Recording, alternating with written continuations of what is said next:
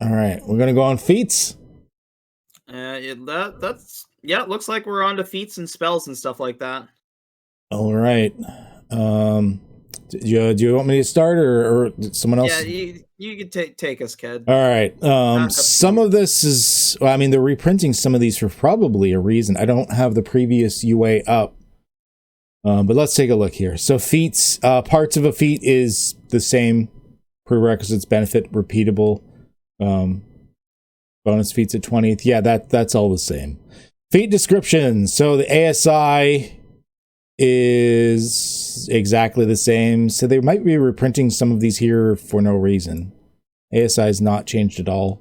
It's 1 at 2 or 2 at 1.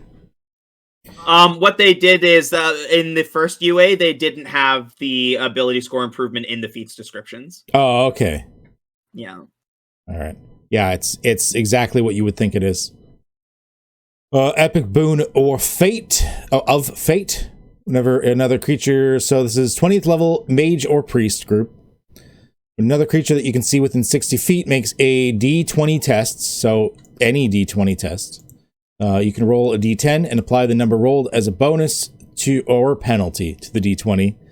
Once you use this benefit, you can't use it again until you roll initiative or finish a short rest or long rest. Interesting. So this is like it's sort of similar to like the way the lucky feat used to work, except that it's a 20th level thing now. Yeah. Which admittedly, lucky is, there's a reason it's one of the most chosen feats in 5th edition.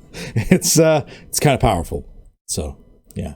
I have a really strong feeling that they're gonna nerf it or change it with. Well, in the last UA, they didn't even have the lucky feat. Like, they just got rid of it. So we'll see if it's even in here. I have a feeling that they've just like cut it for the moment at least. Epic boon of spell recall. Once again, 20th level, major priest group. You can cast any spell you have prepared without expending a spell slot as long as it's 5th level or lower. Once you do so, Jesus. 5th, you gotta do a long rest before you get it back. So that's cool. Just an extra 5th level or lower slot, basically, is what it amounts to. Yep. And then Epic Boon of True Sight. This is just Priest group. You get True Sight, a range of 60 feet. I mean, if you're level 20, like, yeah.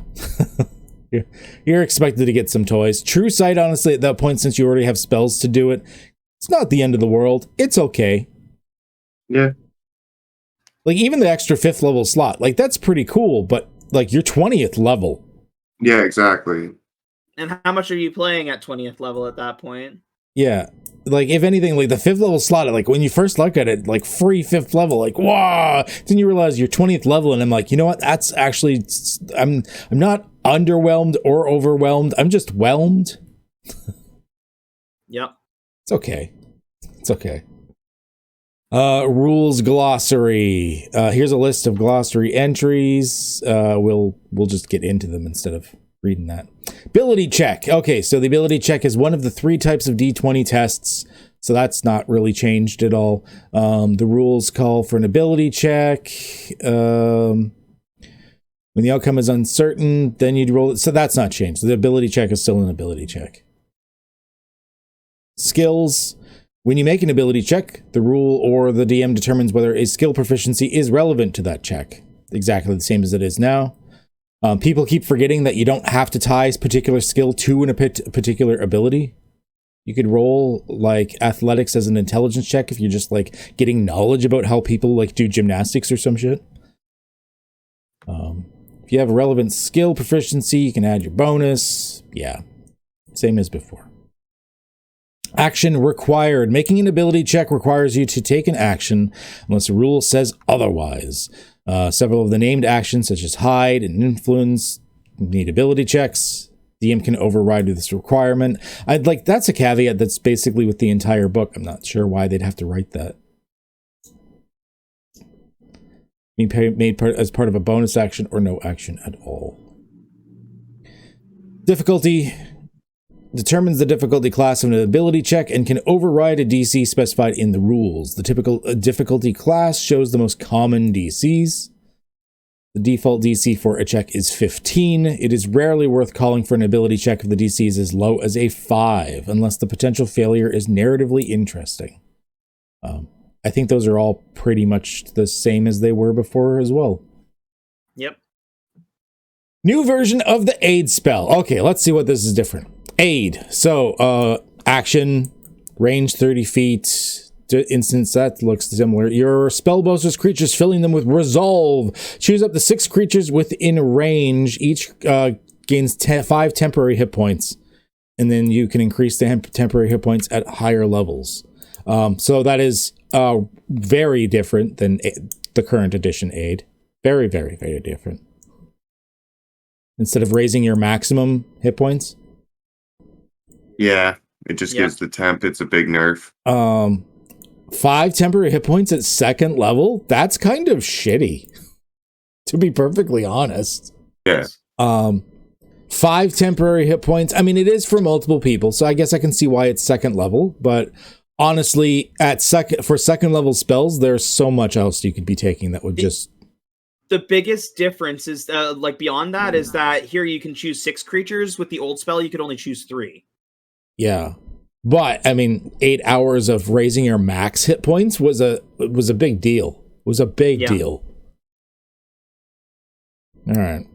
Arcane spell. So this is like showing the different spell lists and whatnot, and it gives some examples of things in the arcane spells. Oh, okay. By examples, I mean the entire list. Oh, it just keeps going. Okay. I don't need to read all of that. It gives you the arcane spell list. Cool. Armor training. Armor training is the new name for armor proficiency. So this is just like they said in the last UA. An existing rule that involves armor proficiency now applies to armor training. Cool. So some backwards compatibility there. They're explaining how it's backwards compatible. We'll see if it makes it into the final rules. So if you wear light, medium, or heavy armor and lack armor training with that type of armor, you have disadvantage on D20 tests that you make involving strength or dexterity, and you can't cast spells. And then a shield, if you lack armor training with shield, you don't gain the armor class bonus of the shield. Okay. It's not game changing. No. Tools. Just saying that tools exist and they cost 15 gold apiece, just like before they standardized the price for tools. That was in the last UA. The attack action. Is there anything changed here? When you take the attack action, you can make one attack with a weapon or unarmed strike. You can equip or unequip one weapon before or after each attack you make as part of this action, even if the attack is with an unarmed strike. Yeah. Okay. You move on your turn. You can use some or all of that movement to move between the attacks. Just like we can do now. I do like that you can equip and unequip. I think they had that in the last UA as well. Attack, roll, basic shit, banishment. Here's a new version of the banishment spell. All right, here's something maybe new. 4th level. I think that's what banishment was already. I'm looking right now. Range 30 Banishment, feet. 4th level spell. Okay. Yeah. Concentration up to a minute. Attempt to send one creature that you can see within range to another plane. It's a charisma save or be transported to a harmless demiplane for the duration. Well, while in the demiplane, the target's encapped. At the end of each of its turn, it can try to repeat the save, ending the spell. When it ends, it comes back. If the spell lasts on the target for 1 minute, and the target is an aberration, celestial, or elemental, fey, or fiend, the target doesn't return. It is instead transported to a random location on a plane associated with that creature. That's different wording. I am pretty sure that's quite different. I think that's new. That is quite different. Because before, I think that's just like, if it was a creature not native to the plane, I think it just said they just went away. You just banish them to a harmless demiplane. And there's no roll to come back like there is in the new one. If the target is native to a different plane of existence than the one you're on, when it's banished, it just returns to its home plane. Okay. Oh, and if the spell ends before 1 minute's passed, the target reappears. Otherwise, the target doesn't return. Okay, yeah, otherwise. Yeah, before it was just sent back to its home plane. So now you've got to keep it up for that minute. So if your concentration is interrupted, yeah, it didn't used to get the constant saves. It just used to be gone until it was over. So a little easier for them to break out of it. Less chance you can just like lock down the boss fight now. Yeah. Because I mean that basically happened to your tree, right? Like we just banished it and it's just gone for a minute. Yeah. This goes, I think, in a little bit more in line with the other design principles of giving people saves at the end of each of their turns so that they're not just like stun locked for an entire minute, because I hate that in every game. Because remember, this could be used on PCs as well. Yep. Yeah. New Bark Skin. Let's see. Bark Skin's one of those spells that I find in every edition gets dramatically changed. So let's see. You touch one willing creature to protect it with regenerating bark until this spell ends. The target's skin is bark appearance. The target gains number of temporary hit points equal to your spellcasting ability modifier plus your proficiency modifier. Wow, that's a big change. That is a big change. Why would it say the word regenerating and then just give you something that doesn't regenerate? That's like a tease. Again, just temporary hit points too that don't stack with each other. Yeah. Yeah. Whereas before it used to be your AC can't be less than 16. Yeah, like it's just a solid buff. Ugh. They've never been able to decide what Bark Skin is. In every single edition, Bark Skin has dramatically changed from what it was. I'm not liking the new spells. I don't like how many things they're giving temp hit points with because they don't stack. Like you're getting, there's so many abilities and spells now and everything that give temp hit points. And because I guarantee like False Life and stuff is probably going to be this like the same. There's just too many things giving temp hit points, which means there's too many things that don't stack with each other. Yeah. Mm-hmm. Like you're taking one or the other. All right. Yeah, I'm not a big fan. Not a big fan. And it's how many temporary hit points equal to your spellcasting ability modifier and your proficiency bonus. So that's way worse than aid, which is the same level. Yeah. Because you're getting one target yourself getting like an okay amount. It's terrible. It's awful. That's just actually shit. Yeah. Dog water. Like, what the fuck is that?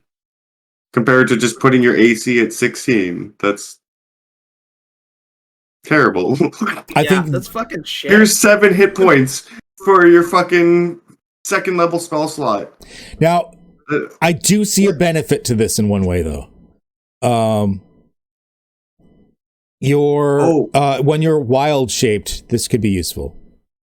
Sorry, I'm getting mad for no reason. But it says the target gain at the start of each of its turns. Oh, I didn't read that bit. It is regenerating. Never mind. This went from dog water to that's really fucking good. Yeah, that's actually really nice. Okay. That's we don't have great reading comprehension, apparently. No. We're all old and angry. So mad. Okay. What is this? Ignore that. I'm not going to edit it out because I want to show that we're idiots. But ignore that. This is fucking dynamite. That's now. It went from dog water to broken so fast with 3 words. Yeah. That's really good. Okay. And then at higher levels, you can add more people to the spell. Wow. Okay, since it's concentration too, like, and it's touch, you can literally just like touch the barbarian and then send him into battle, and he just gets 7 free hit points every round. Every round. Yeah. Every round. You know, that's the key. The shenanigans you could do with this, be like, cast it at like super high level. Once you're higher level, get your entire party constantly regenerating temporary hit points. Wild shape yourself into like a flea and hide in someone's pocket. And then just everyone's just constantly getting temporary hit points. You don't have to worry about losing it. It's really good. Really, really good. Yeah, no, that's free healing for an hour, basically. I mean, I'm not about the aid revision, but I like this. That's crazy. Okay. We're gonna angry for no reason. This is great. This is okay. fantastic. we didn't get angry completely for no reason because they did fuck up the aid spell. That's not great. Yeah, so like we walked into this with low expectations in that regard. That's why we didn't misread aid, right? No, we didn't misread aid. Okay, no, aid is bad.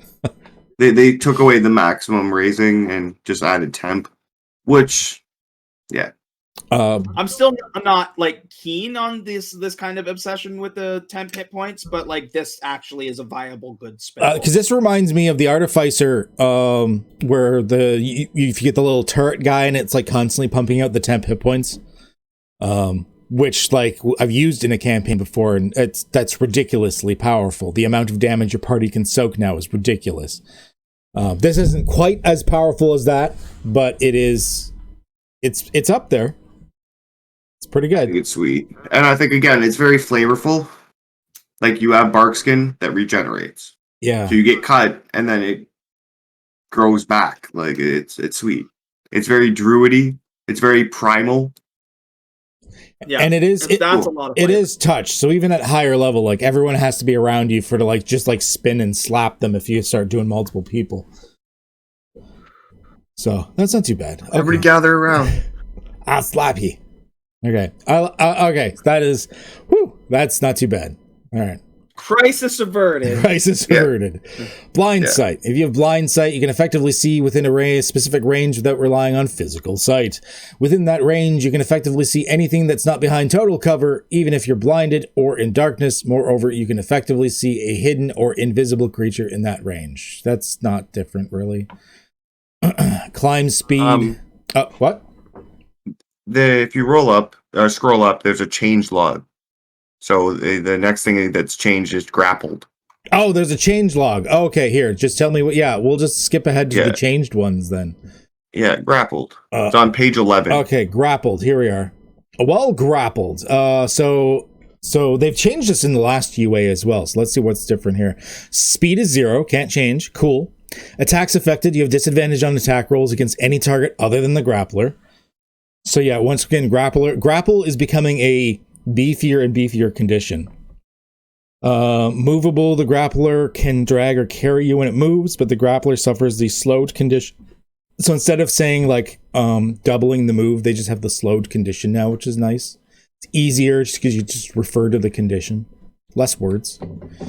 Unless you are tiny or 2 or more sizes smaller than the grappler. Okay. And an escape, while you grapple, you can make a dexterity or strength saving throw because they have been changing how all of the maneuvers work. It's not like an athletics anymore. It's a save. They did that in the last UA. And also ends if the grappler is incapped or if something removes you from the grappler's range. I'm not sure what's different from the last UA. That seems fairly similar. Maybe it's just because I think they put in the slowed condition instead of saying it costs you double movement. Way back up now. I do like that grapple means something now, because in current 5th edition D&D, like grapple just brings your speed to 0 and that's it. Like if you're like a grappling monk, grappling someone like really doesn't do much. I have a player who likes to grapple, and he's figured out that if you use one of your actions to shove somebody prone, and then grapple them, they can't get up, and then you get advantage on all your attacks. Yeah. And everybody does, except the ranged attackers. But kind of a way to use grappled if you can get them prone. The next thing up is guidance. Guidance, okay. But go ahead, BHG. What's your, oh god, what's wrong? With that, the next thing was guidance. Oh, okay, all right. Let's see, so guidance is now a cantrip. Well, it was a cantrip. So it's divine and primal cantrip. Reaction, which you can take in response. So this is like the last UA, it made it a reaction as well. 10 feet of you failing an ability check. 10 feet, instantaneous. You channel magical insight to the creature who failed the ability check. Creature can roll a d4, add the number rolled to the check, potentially turning into a success. That is so much better. That is so much better. That's better than the current edition guidance, for sure, where you don't have to like precast it and then hope they use it and shut. It's just a reaction. Just be like, I'm rolling it. And it's like, all right, I'm guidancing it. Isn't guidance also concentration? I think so. And 5e, so you have to drop whatever you're concentrating on to cast guidance. Like, so they get the extra d4 on their next roll. it's an action. Like, this is a reaction. The 10 feet is a little brutal, you know? Yeah. But it's still good. Like, it's still really, really good. What was the range? Oh, the like range used to be touch. Wow. So 10 feet's better. Touch and concentration, right? Yeah, it was touch and concentration for a minute, and it was a full action to cast. This is a dramatic improvement. Dramatic. Yeah. Okay, so maybe aid was just a one-off. So far, the only one we've hated is aid. I think that, like, has there been anything in here about max hit points? No. Like, anything that raises your maximum hit points? Maybe they're taking out that mechanic. Maybe it's going to be just temporary hit points now. It was a rare mechanic to begin with, so yeah, maybe they're just like, it's not used often enough. Let's just trim it. Yeah, let's just get rid of it. Make it 10 hit points. Once again, that sucks a little bit, but whatever. Yeah, it does. But guidance, I love. That's sweet. Yeah, that's a buff. Like, guidance was already pretty strong. Now it's a reaction and not concentration, and it's at range. Whoa. You can help your buddy grapple because it's still just ability checks, right? Well, reversing a grapple is a saving throw now. Oh shit. And initiating a grapple, it doesn't say it here, but it did say it in the last UA, is an attack roll. It's not an ability check. So grappling is no longer an ability check of any kind. Yeah, so this will just help with, like, picking locks. The things guidance should help with. Yeah. Yeah, less combat. It's cool. All right, it's cool. I like it. What's the next thing? Influence action. Influence. Oh, it's a long one. All right. So this is something they introduced in the last UA, the influence action. See if we can remember what changed, if anything. What's that? Seeing if I can find it right now. All right, thanks. So it's not mind control. Basically, like, influence is just influencing people. Action is 3 main parts: attitude, interaction, and the charisma check. I'm pretty sure that's the same as it was. You got your attitudes, which is indifferent, friendly, and hostile. Pretty sure that was the same categories as before. Indifferent, default attitude. And it just gets some flavor text about it being standoffish or disinterested. A successful charisma check is usually necessary to try and influence an indifferent creature to do something. Friendly is if you make them friendly through influencing them. Friendly creatures often help happily with the charisma check succeeding automatically. An element of personal risk is involved, then a charisma check may be required. And then hostile, I mean, they're hostile to you. Need to succeed on one or more charisma check to convince a hostile creature to do anything on the party's behalf. So the DM might determine that the hostile creature is so ill-disposed towards creatures that no charisma check can sway it. I would say if they're hostile, there's not going to be many charisma checks you can make that's going to be like, hey, want to help me out here, bud? When it's like trying to kill you. Yeah.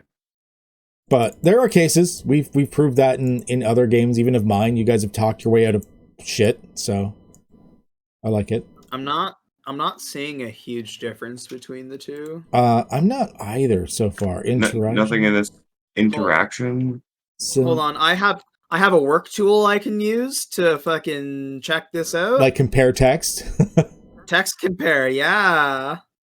We use it for work all the time. Just gonna take the whole action. Interaction looks the same from what I'm remembering. Ability check, choose a skill.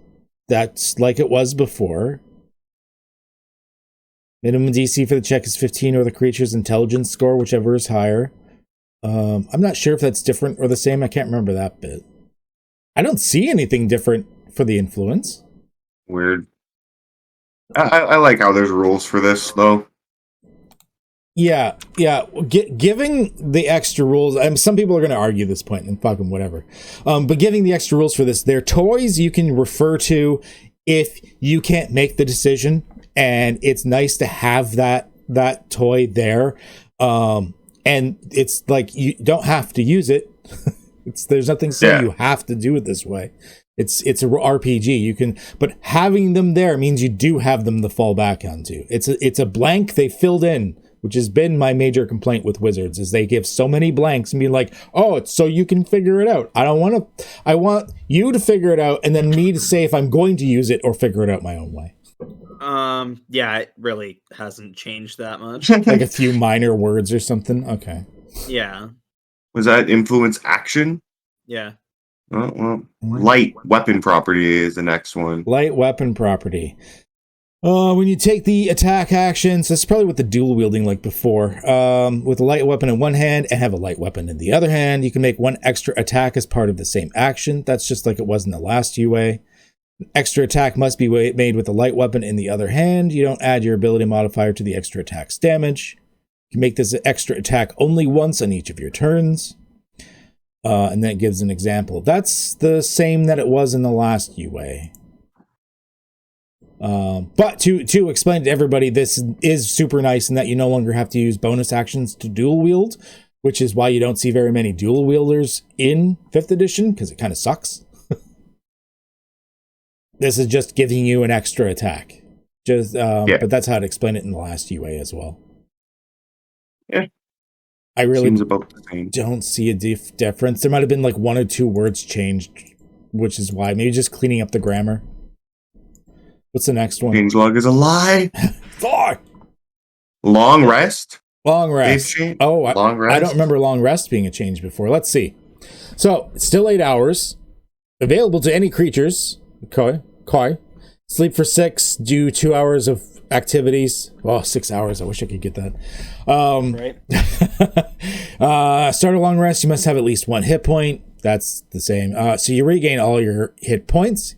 You regain all of your hit dice, which is what they said in the last UA, but that is much different than, of course, current edition, 5th edition, where you only get half your hit dice back.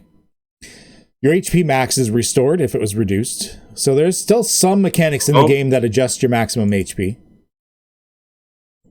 Okay. Probably like some sort of the undead drain mechanics and stuff. I bet those are still a thing. Ability scores are restored. Once again, probably undead drain mechanics. Exhaustion is reduced. Your levels of exhaustion decreases by 1. And of course, as we saw in the last UA, exhaustion mechanics were completely reworked. I like them way better than they are right now. Because, So in the last UA, they didn't mention the exhaustion reduced before. They didn't. Oh, okay, good. Yeah. Which I'd imagine was probably just the oversight, and then whatever they've done, there's like a bullet point here now, whereas before there was not. Okay, it's for the interrupting the rest and stuff. Yeah. So it'll be interrupted if it's the following combat, casting a spell other than a cantrip. I like the fact that you can still do cantrips, so like bonfire and stuff as part of it. Makes sense. And then an hour of walking or other physical exertion. Cool. So yeah, that must have just been an oversight with the whole exhaustion thing. Someone's like, hey, so I can't get rid of exhaustion. Is that a problem? Yeah. I don't think they put it in here, but yeah, the exhaustion mechanics. Oh, the exhausted condition. Okay, they did put it in. I like the way that they've redone that in this. It's no longer like Adam says, a reference table, like of bullshit. Yeah. This last point is different as well.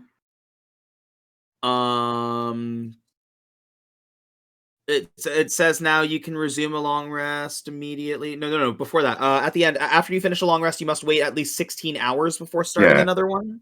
I was looking at that. That's great. Oh, that wasn't in there before. Okay. No, before it said you can't benefit from more than 1 long rest in a 24-hour period, and you must have at least 1 hit point at the start of the rest to gain its benefits. Okay. So just more refining on the wording, because 24-hour period could be a little nebulous. Yeah. It's like, where? Do you mean like at the beginning of that, and then I have to wait 24 hours, or is it part of the 24 hours? The 16-hour thing really clarifies that then. Yeah, it makes more sense. Yeah. I like that. I like that. So that's a good clarification. So between the exhaustion reduced and then the 16-hour rest, then that's some good clarifications that you guarantee someone's gonna rules lawyer the shit out of that, and probably in a bad way. What's next in the change log here? Magic action. Magic action. Which Magic up to action. now, I don't think we like. There might have been a reference last UA, but I don't think. Yeah, there was. They did. Yeah, there was. So when you take a magic action, you cast a spell that has a casting time of an action, or use a magic item that requires the magic action. Basically, anything that requires a magic action. You cast a spell that has a casting time of 1 minute or longer. You must take the magic action on each turn of that casting, and you must maintain concentration while you do so. If your concentration is broken, the spell fails, but you don't expend a spell slot. Nothing changed. Weird. Why is it changelog just straight lying? You're lying to us. You're lying to us. Wait.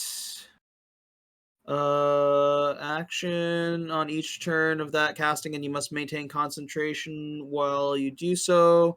If your concentration is broken, the spell fails, but you don't expend a spell slot. So yeah, It's the same. Yeah. Nothing changed. I mean, Yeah. I do like it. I like the fact that you don't expend a spell slot, because in like current 5th edition, if you're doing a casting time of a minute or longer and you get interrupted, you lost it. It's gone.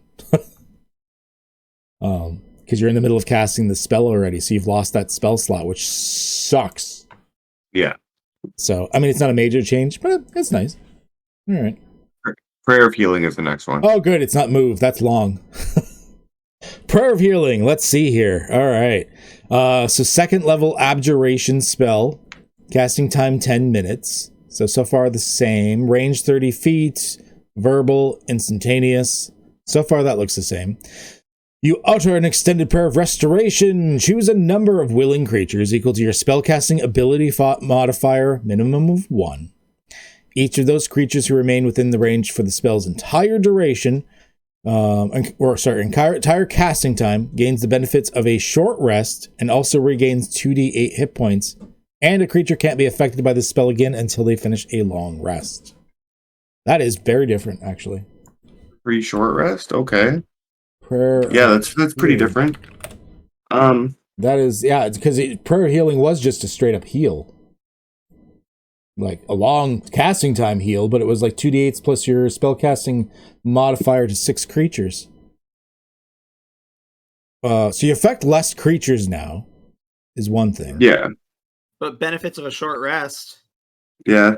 Yeah, short rest is so benefits of a short rest and 2d8 extra hit points. So does that mean you'd be able to roll hit dice? That's what I'm wondering. It doesn't clarify. It says benefits of a short rest. Rolling hit dice is. I think it means that in the way that, like, for like say warlocks to be able to get back their I think they get their spell slots with short rests, right? They're trying to phase that out. They haven't used short rest for anything. We'll see how they go with that. We'll see. That's true. They put short rest in here, so. But Adam's got a good point with the whole spending hit dice thing. Like, is that not a benefit of a? I feel like they need to clarify if that is or not. Like, or if it's not supposed to be, they should put it in the spell. I don't know. It's a benefit of a short rest. Why do you short rest? Like, I don't know. It's a great spell though. And then you just higher levels increase the healing from it. I probably would have changed myself. I probably would have put higher levels includes more creatures myself. Yeah. Because spellcasting ability modifier, you're getting like 4 people.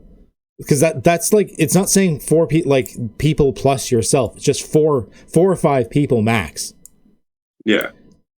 Which sucks for larger groups. Like when we play, a lot of our groups are like 6 people big.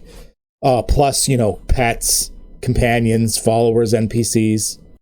Higher levels, I personally probably would have shoved it to be more people, but whatever. It's still pretty good.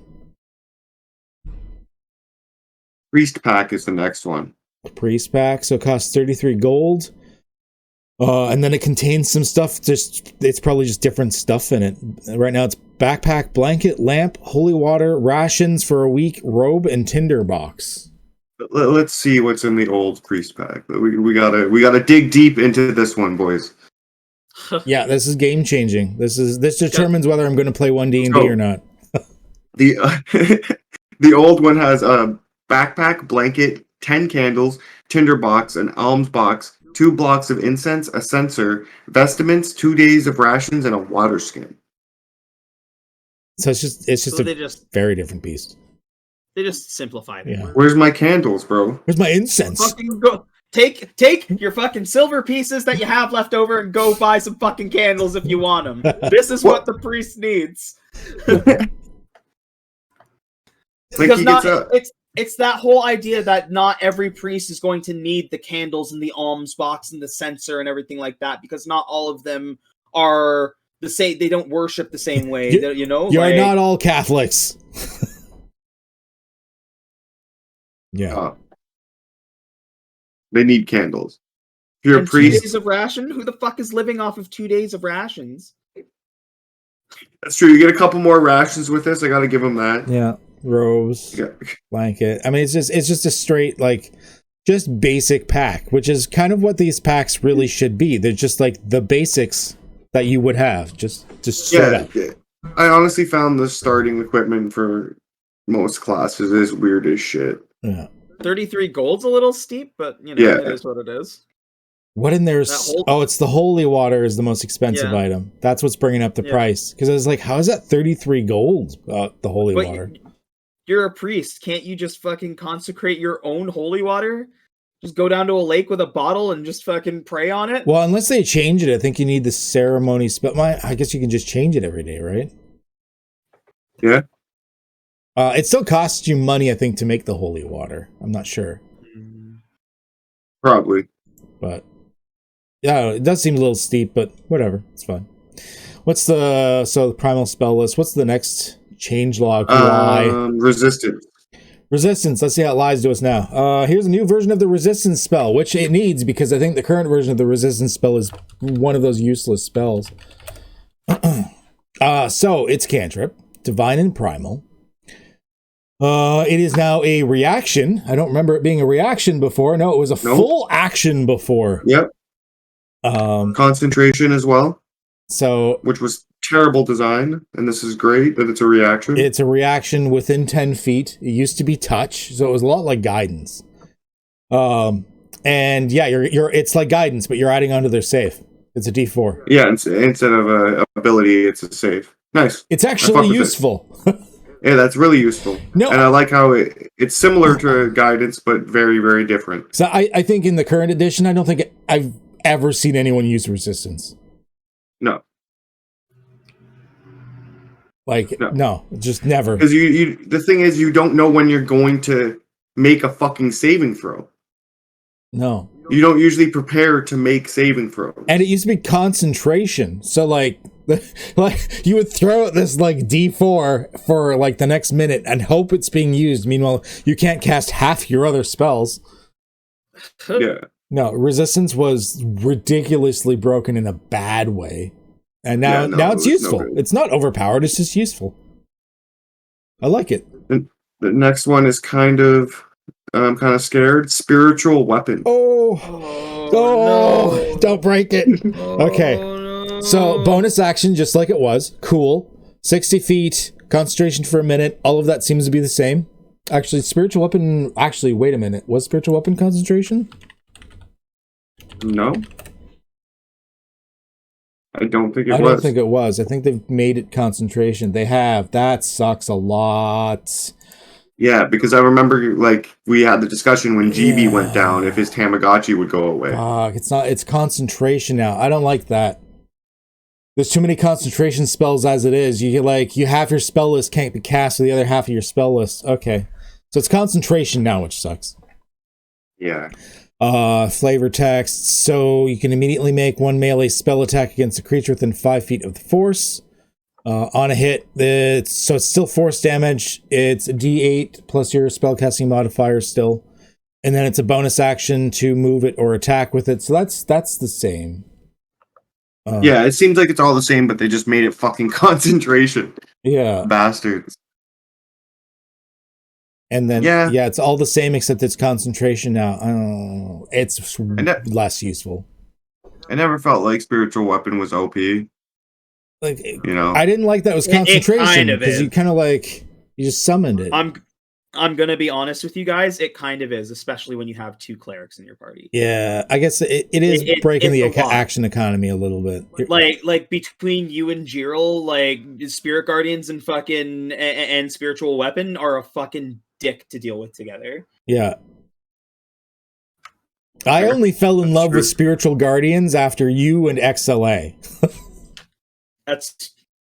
I am a trendsetter. That's your fault, sir.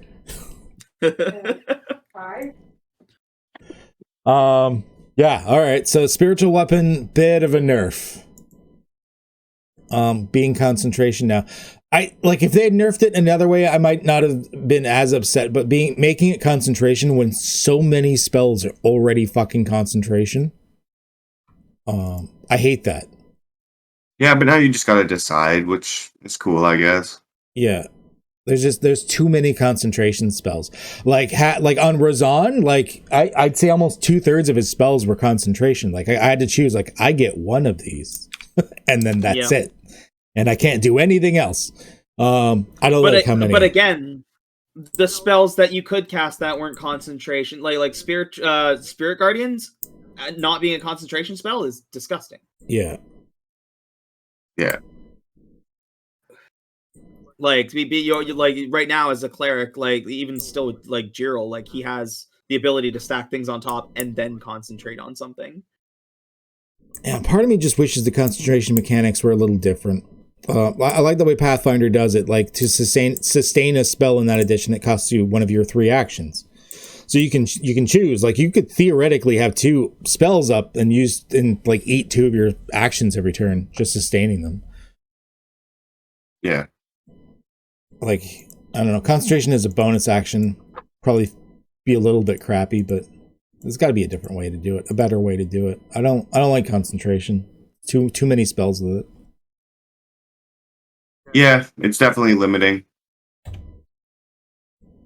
But again, before it was just you have this invincible thing that does damage for you for the next 10 rounds.